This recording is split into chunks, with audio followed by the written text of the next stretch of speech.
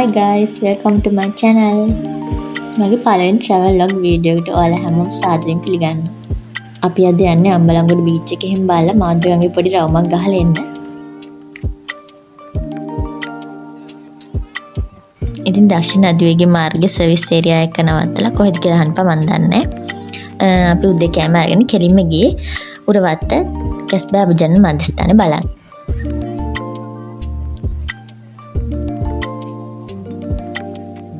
එක්කෙනෙක්ගේ ticket එක රුපියල් 250ක් වුණා.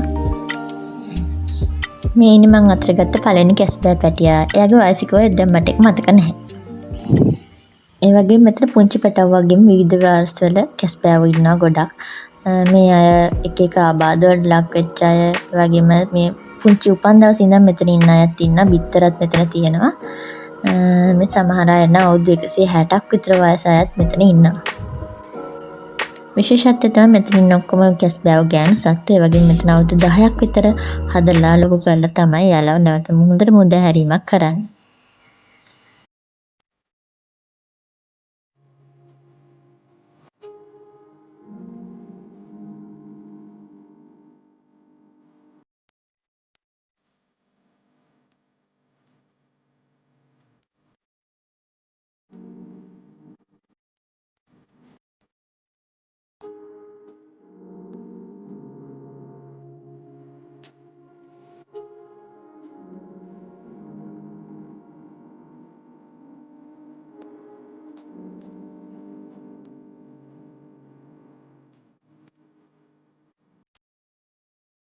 මෙයාට නම් වයස අවුරුදු 160ක් වෙනවා කිව්වා. බෝට්ටුවක වැදිලා යාගේ එක පියාපතක් ඉතින් ඉස්සරහටක් දැන් නැහැ.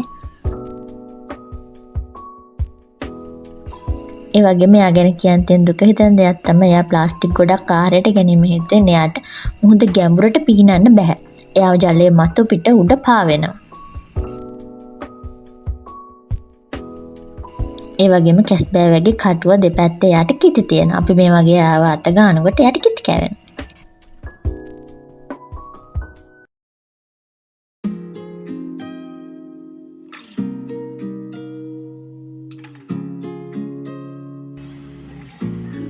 ඊළඟට අපි ගියා අම්බලන්ගොඩ බීච් එකට. අපි යද්දින් දවල් 12 පහ වෙලා තිබ්බා. ගොඩක් අවුව සැරයි. නමුත් මුහුදෙන් එනවනේ හුලං. ඒ හින්දා අපිට එච්චර ලොකුවට රස්නයක් දැනුන්නේ නැහැ. හරිම පිරිසිදුව තිබ්බා. යාවට කුණු දාලා එහෙම මුකුත් තිබුණේ නැහැ. හරිම පිරිසිදුයි මේ මුහුද වෙරළ. ඉතින් හැමදාම මේ මුහුද වෙරළ මෙහෙම තියෙයි කියලා අපි හිතනවා. ඊට පස්සේ අපිට පළවෙනිටම හම්බුනේ මේ වගේ ප්‍රදීපාගාරයක්. ඇත්තට මේ කියන නම නම් එහෙම අපි ලොකුවට ඒක ඇතුළට ගිහින් බැලුවේ නැහැ. ලස්සනට බිල්ඩින් එකක් තිබ්බා. කණු උඩ අදපු බිල්ඩින් දෙකක්ම තිබ්බා. ඊට පස්සේ ඉතින් අපි මුහුදු වෙරළ දිගේ ඉස්සරහට ඇවිදගෙන ගියා. ලස්සනයි මෙතන මුහුදු වෙරළ. ෆ්‍රී ෂූට් එකකට වගේ දෙයකට හොඳයි. ලස්සන ෆොටෝ ගන්න කෙනෙක්ට හොඳයි. ඔයගොල්ලොත් ඇවිල්ලා බලන්න. හරිම ලස්සනයි මේ මුහුදු වෙරළ. මට හම්බෙච්ච කොරල් පර කෑල්ලක්.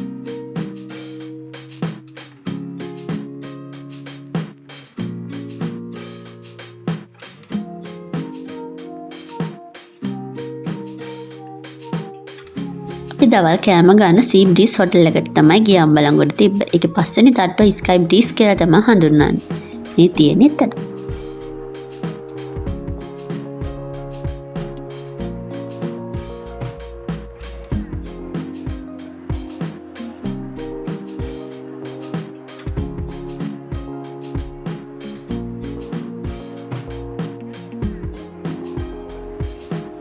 දවල් කෑම එහෙම අරගෙන අපි ඊළඟට පිටත් වෙලා ගියේ මාදුගඟ බලන්න.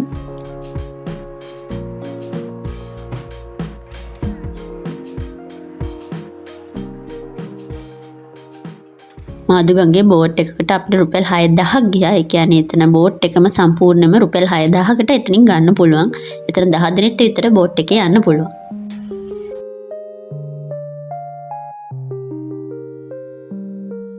මාදුගඟේ ඉවුර ගත්තම ඉවුරු දෙපැත්තෙම තියෙන කඩලාන් ශාක සහ පොල් ගස්. ඔයාලා ගොඩක් අය ආසාවෙන් බලන කෝලම් කුට්ටම නාට්‍ය රූගත කිරීම කරන්නේ මේ ආවට ප්‍රදේශවල තමයි මේ එක කියන මාදුගඟ.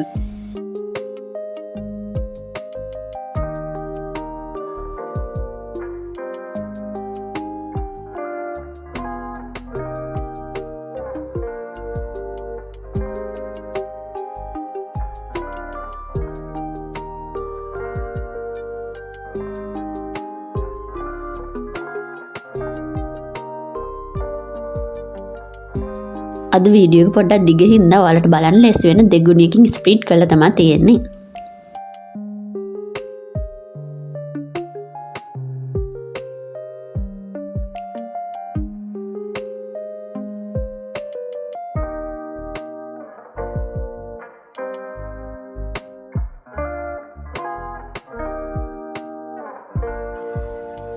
මාදුගගේ යද්දි මේ වගේ පාලම් එහෙම උඩින් තියනවා. ඉතින් පාලම් යටි යද්දි ඔළුව පහත් කරගෙන යන්න ඕන. හරිම ෂෝක් ඉතින් එතන.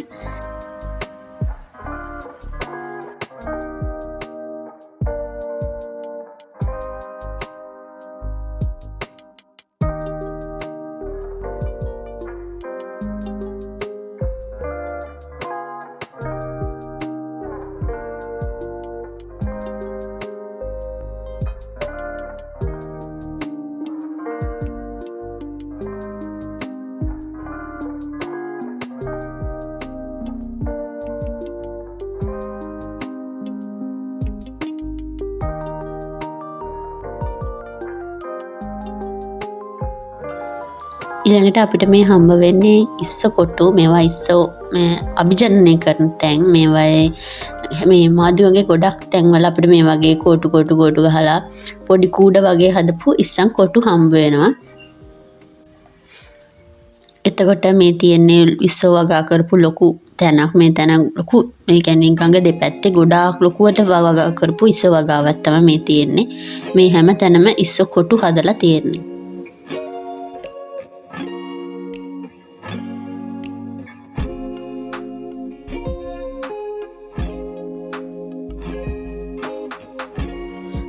ඉතින් මේ වගේ ඉස්සරහට යද්දී අපිට හම්බුණා ගඟ මැද තියෙන කඩයක්.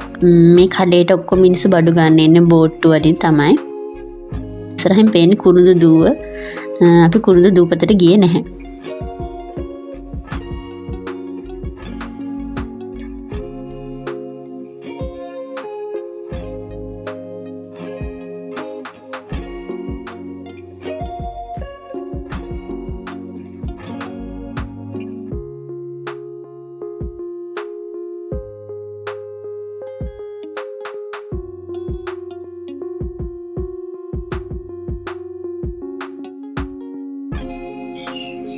ඊළඟට අපි ගියේ මාදුගංගේ පිෂ් තෙරපි වලට. ඔයගොල්ලෝ කවුරුත් දන්නවා ඇති පිෂ් තෙරපි ගොඩක් ප්‍රසිද්ධයි ලංකාවේ මාදුගංගේ. එක්කෙනෙක්ගේ ටිකට් එක රුපියල් 300ක් වුණා. රුපියල් 300 ටිකට් එකකට පැය භාගයක කාලයක් අපිට ඒගොල්ලෝ දෙනවා. ඉතින් ඔයාලට පේනවා චූටි මාළු එහෙම ඉන්නවා මෙතන. කියන්නේ ලොකු මාළුයි චූටි මාළුයි වෙන වෙනම මෙහෙම කොටු වගේ ඒවා දාලා තියෙන්නේ. සම වයස් කාණ්ඩවල මං හිතන්නේ. ලොකු මාළු තමයි අපි තෙරපි වලට ගන්නෙ. පුංචි පැටවුන්ට අපි කකුල දාන්න එහෙම ගියේ නැහැ. ඔයාලා කැමති නම් මේ මාළුන්ට මාළු කෑම මෙතනින් ඉල්ලගෙන දාන්න පුළුවන්. නමුත් ඒගොල්ලෝ වැඩි කෑම දෙන්නේ නැහැ කිව්වා. එමුනම් මේගොල්ලෝ පිෂ් තෙරපි එක වගේ කියන්නේ මේ මාළු අපේ සමේ තියෙන මැරුණු කකුල වල තිබ්බ මැරුණු සෛල ඒවා කාලානේ මේ පිෂ් තෙරපි එක කරන්නේ. ඒ දේ හරියට කෙරෙන්නේ නැති හින්දා ඒගොල්ලන්ට මාළු කෑම මෙතන දෙන්නේ නැහැ කිව්වා. එයාලට මාළු කෑම දෙන දවසකට එකපාරක් විතර කිව්වා. හින්දා මේ ඔයගොල්ලන් ගිහින් එතන අපි කන කෑම බීමෙම මේ මාළුන්ට දාන්න ඒගොල්ලෝ දෙන්නේ නැහැ.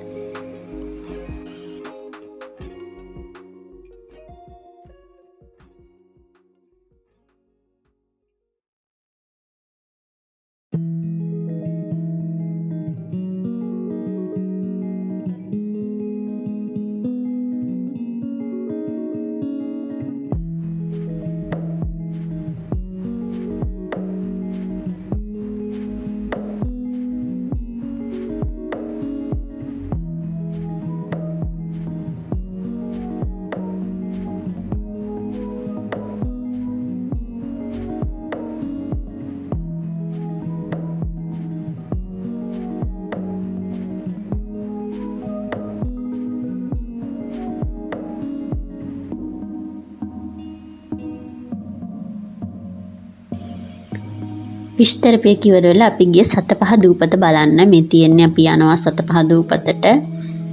මේ තියෙන සතපහ දූපත හරිම චූටි පුංචි නිකම් චූටි දේවාලයක් වගේ පොඩි කුට්ටියක් වගේ තියෙන්නේ. මේ පුංචි ගලක් වගේ එකක් ගහකුත් එක්ක තියෙන්නේ. මේ තමයි සතපහ දූව.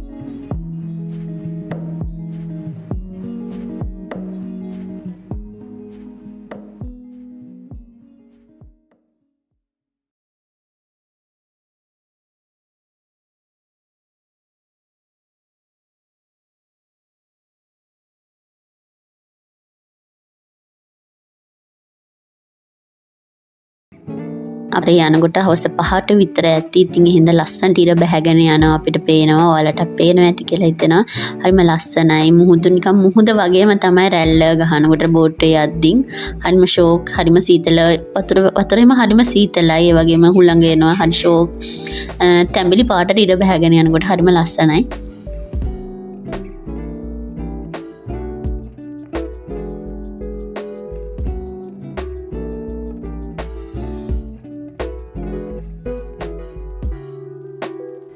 මේ ඔයාලට පේන්නේ කුරුළු දුව. මේකට හැම කුරුල්ලම් වගේ එතනට පියාඹලා එනවා රැට නිදා ගන්න.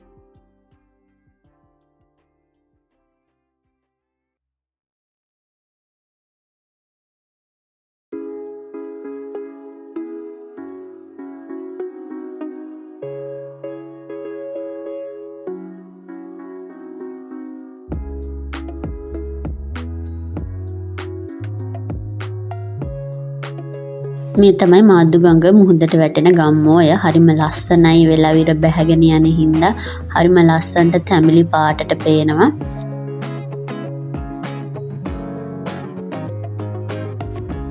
ඉතින් මෙතනදි තමයි අපේ බෝට් සවාරිය ආපස්සට එන්න හරවන්නේ.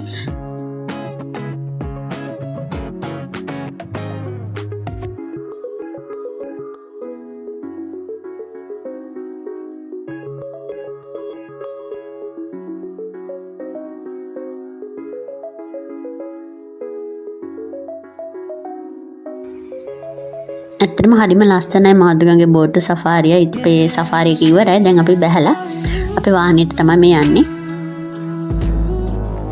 අපි ගෙදර ආවේ මුහුදු වෙරළා ආයිනේ. ඉතින් මේ වෙලාවේ තිබ්බ මුහුද හරිම ලස්සනයි. ඊට බැහැගෙන යනවා. පොඩි වීඩියෝ එකක් ගත්තා. හැබැයි ඉතින් හරිනම් වීඩියෝ කරන්න ඕනේ නැහැ. මගේ ෆෝන් එකේ බැටරි බැස්සා. අද වීඩියෝ එක හොඳයි කියලා හිතනවා නම් ලයික් කරන්න, කමෙන්ට් කරන්න, වගේම යාළුවන්ටත් බලන්න ෂෙයා කරන්න. මතක තව සබ්ස්ක්‍රයිබ් කරන්න. තවත් දවසක අලුත් වීඩියෝ එකකින් හම්බ වෙනකන් ඔයාලා හැමෝටම සුබ දවසක්.